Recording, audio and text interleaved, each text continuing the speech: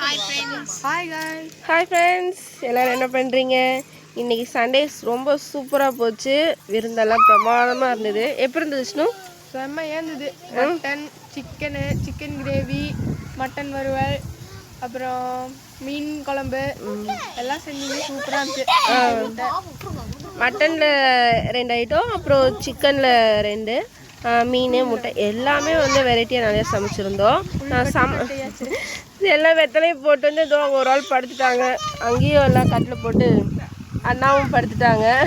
அம்மா, அண்ணி எல்லாமே வந்து சாப்பிட்டு ரிலாக்ஸ் பண்ணிட்டோம்.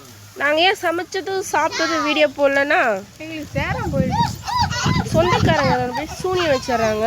அது வந்து எங்களுக்கு சேராமல் போயிடுது. சாப்பிட்டதுக்கப்புறம் 2-3 நாள் வந்து உடம்பு சரியில்லாமலாம் ஆயிடுது. அதனால தான் நாங்கள் போடல.